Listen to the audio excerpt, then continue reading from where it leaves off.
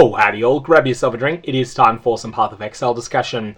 Grinding Gear Games today organised an interview where community streamer Zizaran interviewed Hrishi and also Johnathon Rogers, one of the game designers and the game director of PathOfExile 2. Watching this interview in its entirety is definitely worth your while. It's not a short interview, it goes for 2 hours and 10 minutes, but I'll put a link to it down in the description below. You can view it over on Zizaran's live stream.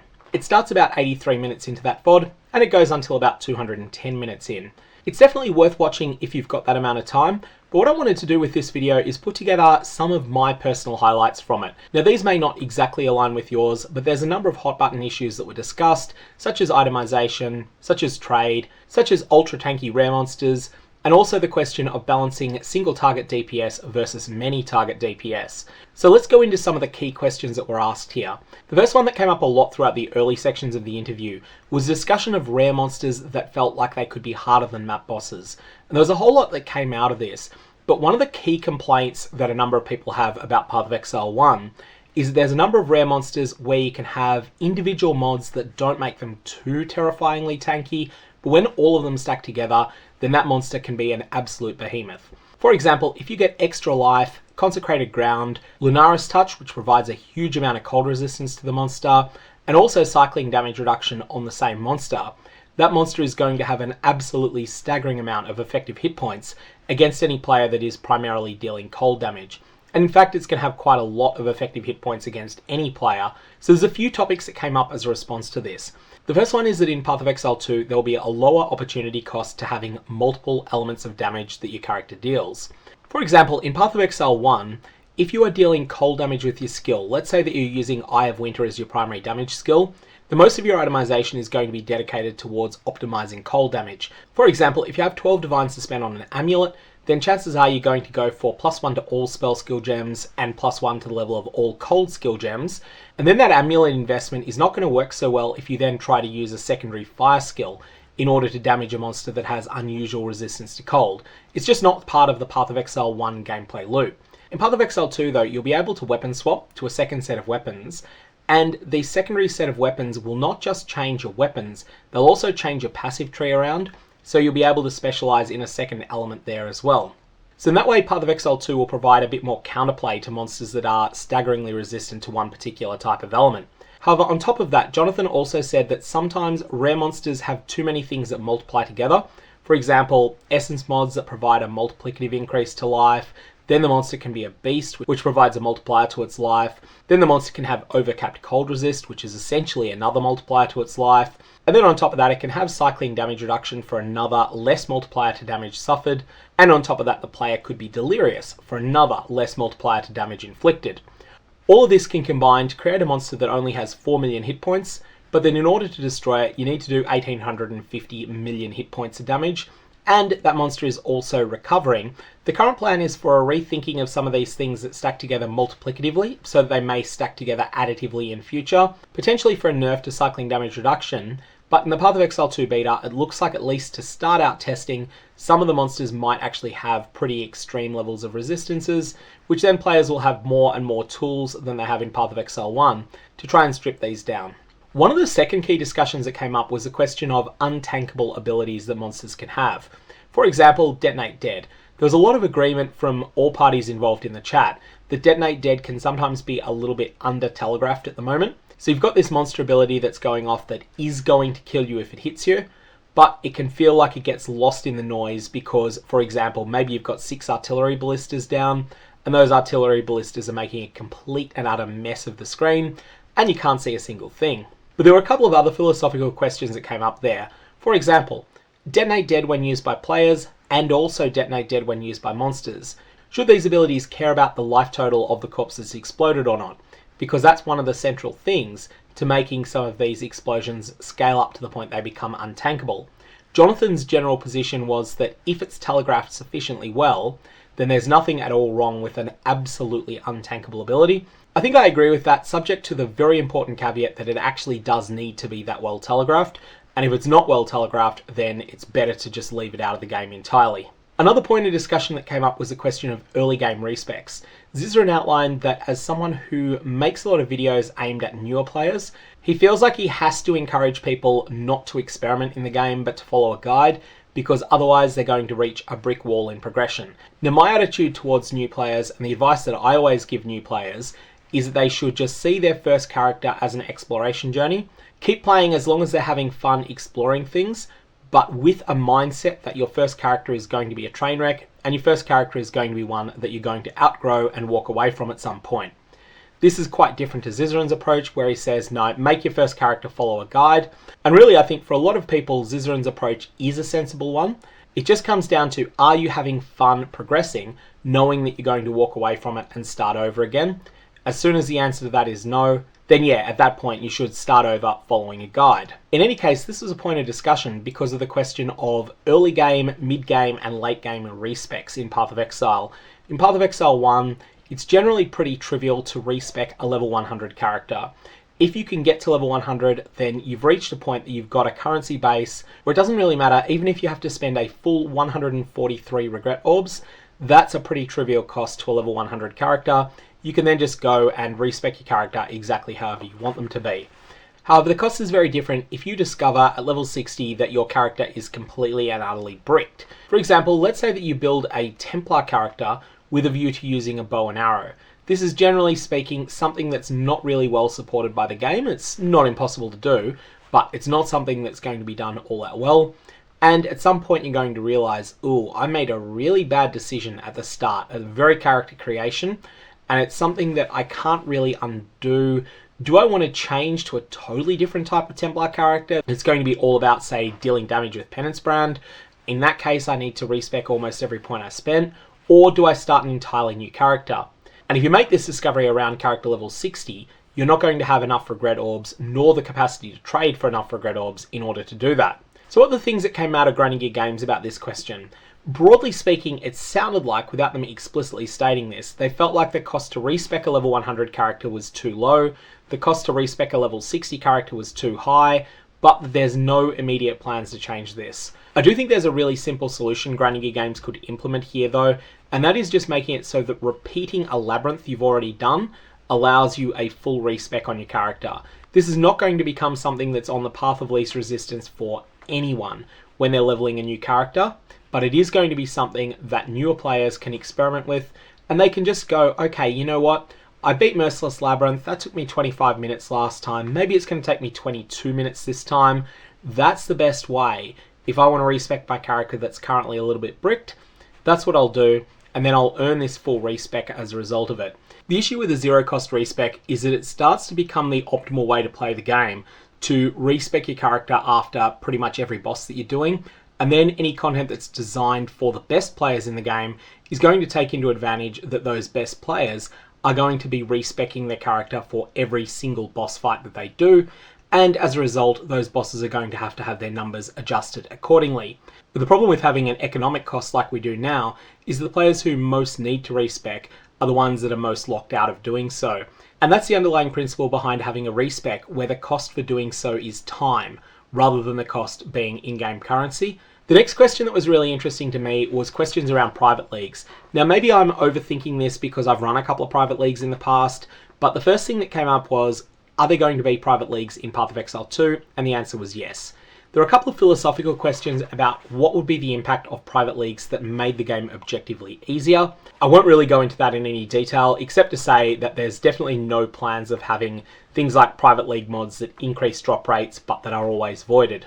The other thing is a suggestion I'd like to see, and that is that there's a private league mod that makes every item drop scoured.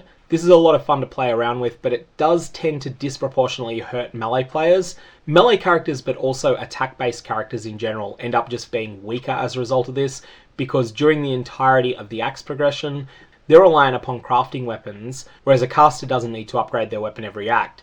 Now, an attack-based character probably does want to upgrade their weapon reasonably often in the campaign, but they're not reliant on crafting them. They can just pick something up off the ground, identify, scroll it, and then sometimes it'll be an upgrade. Anyways, this mod is something that I feel is a lot of fun to play around with. When you opt into this mod in a private league, it swings the meta in a certain way, towards spellcaster builds at the expense of attack-based builds. What I want is an option that lets you swing the pendulum the other way, towards attack builds and against spellcaster builds. And what I wanted to come up with as a suggestion here is Gem XP is ruthless, i.e. all gems suffer from the leveling penalty that is experienced in Ruthless difficulty. This means that gem levels 18, 19 and 20 take substantially longer to get than they take in the base game, which means that people who are playing an attack build will feel stronger for a longer period of the game than they do in the base game. They're actually still going to be the same strength they are in the base game, it's just that their spellcaster friends are going to be a bit weaker, and so they're going to feel comparatively stronger, and you'll have a big meta swing as a result. Now this would be a private league mod only, not something I'm suggesting changes for the base game, but I do think it'd be a fun option and I would certainly run a private league with that mod, if it was added into the pool of private league mods. Anyways, moving on from private leagues, the next topic that came up was things around loot, and there's a lot here, including questions about service trading and smart loot. Let's start with the question of smart loot. Those of you that have run Heist blueprints a lot will notice that both in the pre-323 game and also in the post-323 rework of Heist, there's a reasonably good chance of getting extraordinarily good rare items in Heist. It's not necessarily the case that every single Heist you run is going to have one of these, but a fair number of the items that drop out of Heist have pretty exceptional modifiers on them. What this means is that there's cohesion between the mods that are placed on an item. For example, you won't get high tier flat fire damage to attacks and high tier percentage increased physical damage and high tier percentage increased spell damage on the same item. Instead, you'll get things that work together as a cohesive whole. And on top of that, there also seems to be a bias towards getting higher level mods. So that's the smart loot that exists in Heist. In Ritual, there's a lesser version of this smart loot, where you'll often get pre-identified rare items that will have exactly the following 4 mods. There'll be a life mod, there'll be a fire resist, a cold resist, and a lightning resist. Additionally, if it's in the boot slot, you'll have movement speed, and that will come at the expense of one of those resistance mods. This is Ritual smart loot, and a lot of the times you won't notice this because Ritual will often give you low tiers of those mods. So you get all the right mods, but you'll get them at the wrong tiers. Now, Grinding Gear Games implemented this system, then stepped away from it after the Ritual League, and one of the reasons they did that is that they were essentially hand curating lists of this is what a good rare item looks like, and they didn't want that to be a decision that the game designers made, they wanted it to be something that the players made. Now this didn't really come up much in the interview, but I think they were wrong to move that far away from it. I think there's a core of a really good idea in the implementation of Smart Loot, but there's also a number of problems with it. There's a few different levers that you could tweak and turn in order to make loot smart. For example, Tangled Fossils provide a massive more multiplier to the chance to get cohesive modifiers on an item. A Tangled Fossil that rolls very many more lightning modifiers on an item is pretty much going to get 3 lightning prefixes if there are 3 lightning prefixes eligible to roll on the item. Won't necessarily be all the time, but most of the time you'll get a massively increased cohesion of the modifiers that roll on a particular item. The second factor that you can have is a bias against low tier mods rolling. So one way that this could be implemented, let's consider life rolls on amulets here, which have 9 tiers with the top tier being 80 to 89. What you could do is say that you roll the amulet as normal, but if you've got any life rolls at all, then you might have some chance for it to re-roll that mod only within the mod group of the life rolls, and then take the highest result that's rolled. So for instance, if you wanted a tiny bias towards better mods, for example from a map boss, you might say, okay, there's a 30% chance to proc that mod group gets re-rolled, and you take the better roll. If it's coming from a more significant boss, let's say you've killed the Eradicator, then maybe you get a guaranteed re-roll and you take the better option. And if it's coming from a major boss, for example the Uber Elder, then in that situation maybe you get to re-roll it 4 times and take the best result. That then determines which tier you get within that mod group that you rolled the first time. Again, this isn't a bias towards extraordinarily good loot, it's just a bias against low tier rolls. That's not absolute, but the intention is that it makes certain loot better than you get from other sources. A third thing that you can have is a reduction in the bias towards common mods. For example, the Malicious mod that's found on Claws has a drop weight of 600. The Squires mod has a drop weight of 1000. In normal gameplay, if both the Squires and the Malicious mod are eligible to roll on the same item, then 5 times out of 8 you're going to get Squires, and 3 times out of 8 you're going to get Malicious. Now I picked 2 really common mods here, but there are much rarer mods such as Merciless, which is a drop weight of 25. So that's 40 times rarer by default than the Squires mod. However, what if you were to have a scaling factor similar to the one for stacked decks that makes it so that this bias against the rarest mods is decreased? This doesn't necessarily mean that items are necessarily always better, because there are some very, very desirable, very common mods, like Life on an Amulet. However, it does mean that you will see uncommon combinations of mods more frequently. For example, if you applied the same formula that's used to stack decks, then instead of 1,000 weight for the most common mods, that would be crunched down to 100, whereas the 25 weight would be crunched to 8 and a bit, and as a result, you'd find that it's much more common to see Merciless on an item that you identify if it's come from a boss or from somewhere where this scaling factor is used. This is another lever that can be turned in order to give the feel of smart loot without handcrafting every single combination of mods that can come up and ending up with an entire mechanic having no support for particular types of builds.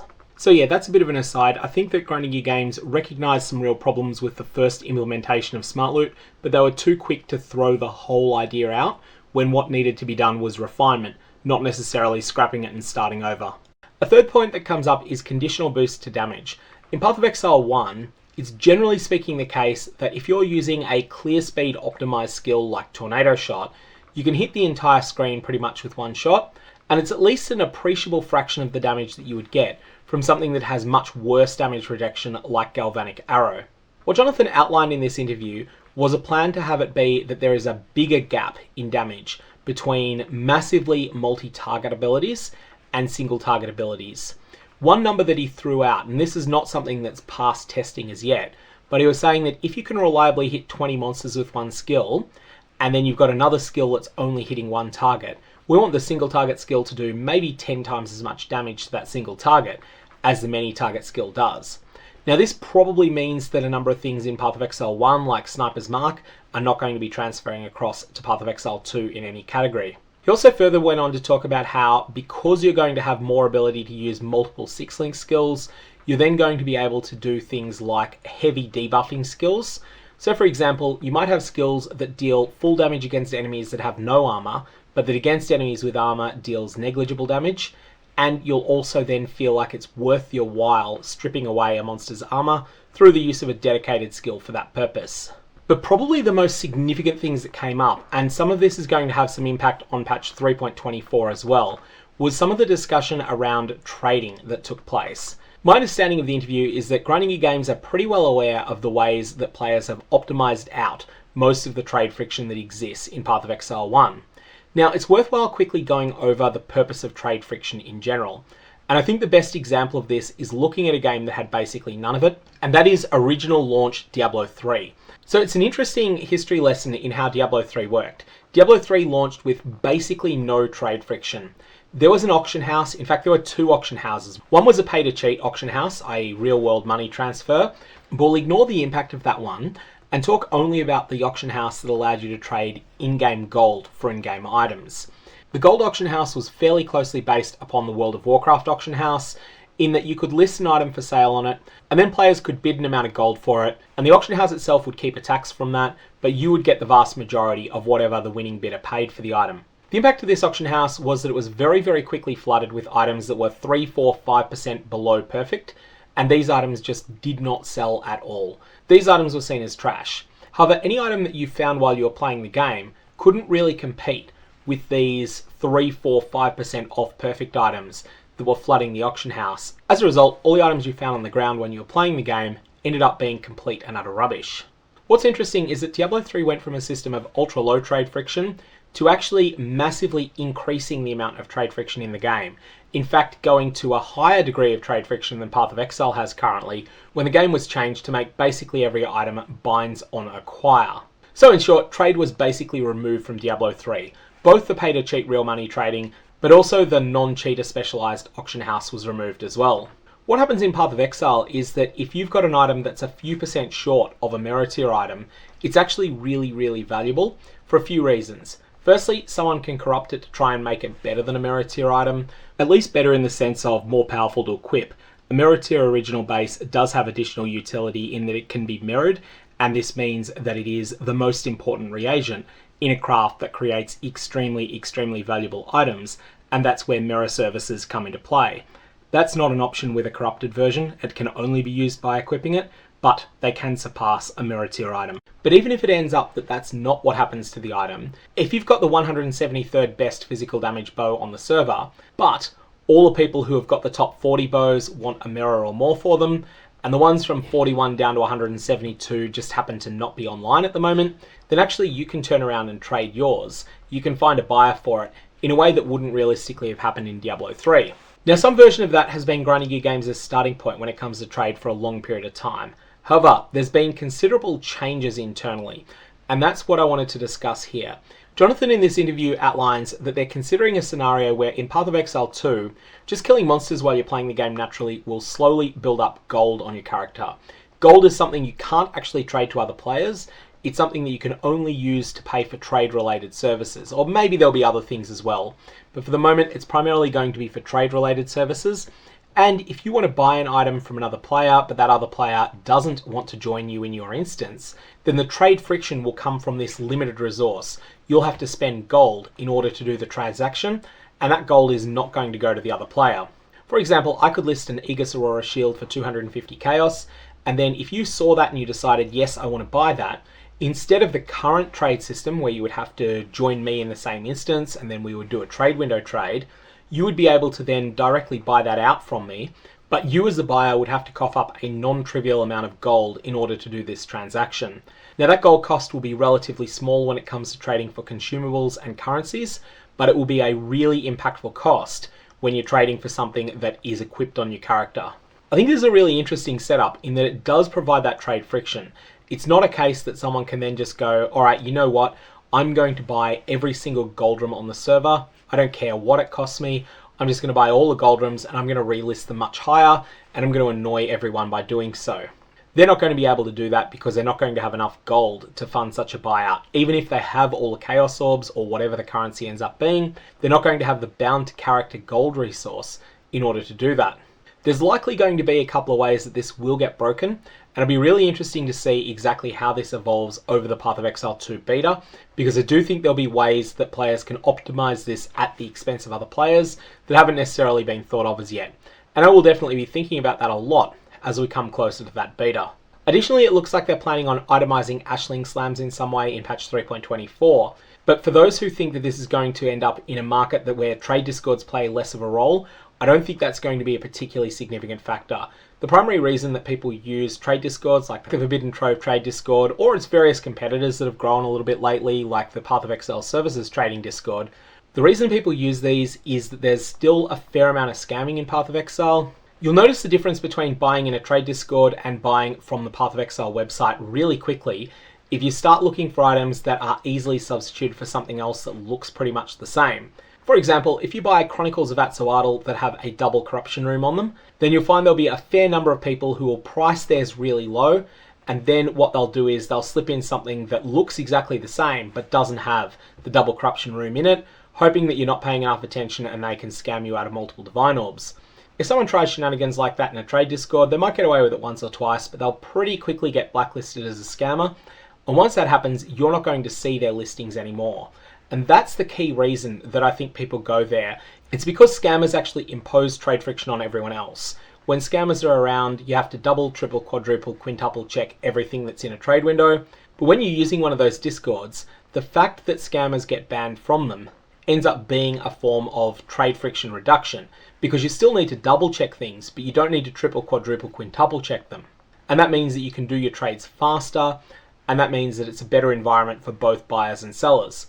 For that reason, I don't think that changes to Ashling will have a big impact on the viability of trade discords. I still think they're going to be the strongest way to be involved in endgame trading in PathOfExile, and I think that's going to continue to be the case unless Grinding Gear Games go as far as introducing something like buy orders on consumables, which is something they briefly discussed in the interview but didn't have any plans for at the moment.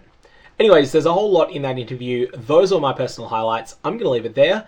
May your Valuorbs have interesting results, and Valuorbs will be in PathOfExile too.